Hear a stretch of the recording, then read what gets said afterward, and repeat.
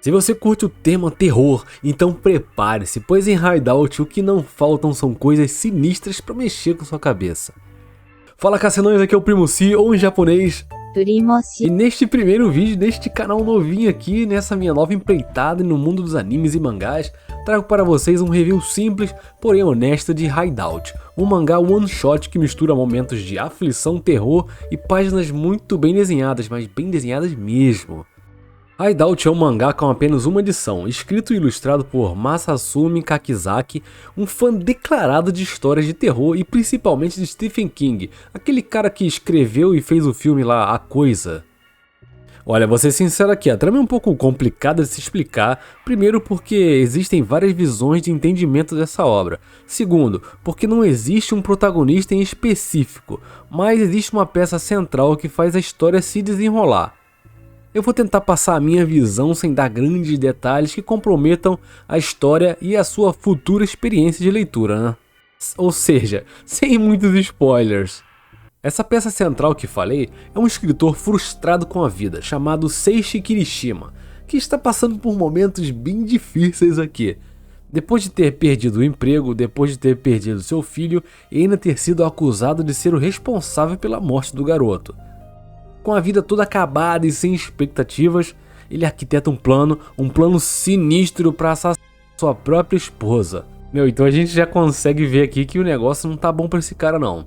Com isso em mente, ele leva sua esposa para uma ilha paradisíaca, porém um pouco deserta, pois ainda a gente consegue ver a presença de alguns transeuntes ali, alguns turistas perambulando o local. Na volta para casa eles acabam ficando perdidos e o carro fica sem combustível no meio de uma floresta. Claro que isso aí não foi por acaso, foi tudo um plano de Seishi. E em meio a muita discussão e acusações e golpes de chave inglesa, a esposa de Seishi, em completo desespero, sai correndo em direção à mata fechada. A perseguição começa e os dois acabam entrando em uma caverna. E é aqui que a coisa começa a ficar estranha, né? De repente são surpreendidos por uma figura medonha que mora lá dentro. Bom, fatores psicológicos, perseguições, criaturas do submundo e muitas reviravoltas começam a acontecer nas páginas seguintes. Detalhe, gente, a minha ideia aqui é passar uma visão geral do mangá, mas se você achar mais interessante que eu conte a história toda, como um resumão ou algo assim, ou algo mais detalhado mesmo, página por página, comenta aqui pra gente se esse conteúdo é mais interessante. Bom, essa trama faz sentido? Esse mangá traz um leve desconforto por se tratar de coisas que poderiam até acontecer na realidade, tirando a parte das criaturas do submundo dentro da caverna, né? Que podem ter um sentido mais psicológico do que criaturas de fato mesmo. E é nessa parte, nesse aspecto, que o enredo começa a ficar um pouco mais confuso e por vezes assim começa a se desconectar da trama, né? Porque faz a gente pensar que se aquilo é fruto da imaginação ou acontece de verdade, ou se é uma história para um livro desse escritor aí fracassado. Não fica muito claro, pra mim não ficou muito claro. Nosso cérebro é meio que preguiçoso por natureza e não consegue focar totalmente na história e ao mesmo tempo pensar em visões filosóficas de personagens que não se conectam tão bem assim. E também o mangá é um pouco confuso nesse aspecto porque há vários momentos de flashback, onde o Seishi vem contando os acontecimentos que o levam a tomar tal decisão de passar a própria esposa, né? O mangá nos apresenta vários ambientes, passado, presente e futuro. Então realmente pode ficar um pouco confuso para as mentes mais inquietas, assim como a minha, né? A gente fica pensando o que tá acontecendo, cara, o que vai acontecer, e a coisa começa a ficar meio escabrosa.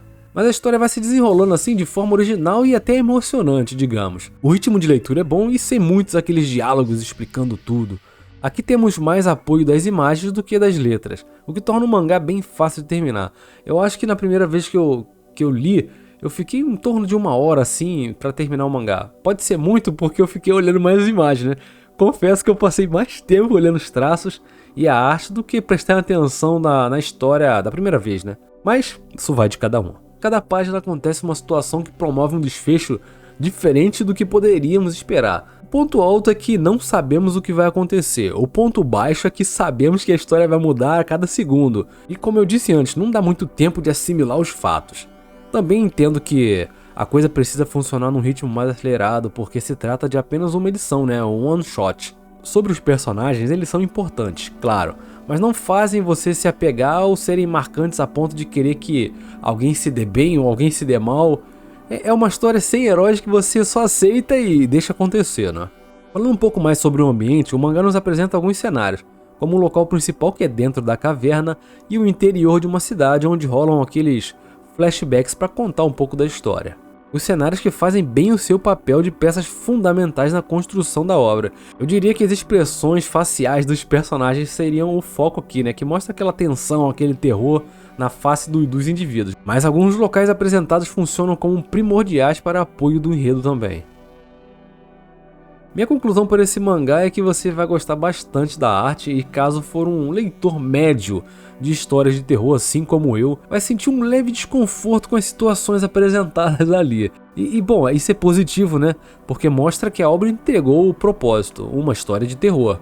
Mas por outro lado, se você for alguém um pouco ansioso, eu acho que vai ficar um pouco frustrante a cada página. Bom, frustrar é uma palavra muito forte, mas acho que você vai ficar... Meu Deus, cara, pra que tanto plot twist, que tanto troço que muda esse? Não tem um padrão pra gente seguir e deixar nosso cérebro mais confortável? Bom, no geral podemos encontrar duas vertentes aqui. Do meu ponto de vista, é uma obra de fatores psicológicos, dramas, tramas, ciclos viciosos, coisas que cercam nossa vida diária e nos fazem repetir atitudes impensadas. Eu acho que vai por esse caminho no meu entendimento. Mas também tem a outra vertente que é sobre a história ser apenas aquilo que está sendo mostrado mesmo. Um terror simples e puro, que gira em torno de um cara que se torna um maníaco assassino, né? Sem lição de moral, apenas a história sinistra que ronda aquele casal. Bom, agora eu quero saber de você. Você curtiu esse vídeo? Foi meu primeiro vídeo de review de alguma coisa de mangá. Eu não tenho o costume de fazer isso. Espero que você tenha gostado pra caramba. E se você prefere que eu faça um resumão da obra mesmo, com spoiler e tudo mais, deixa aqui nos comentários. E se inscreve aqui no canal pra me ajudar e acompanhar essa minha evolução nesse lance de resumo, review e tudo mais, beleza? Te vejo no próximo vídeo, então falou, valeu!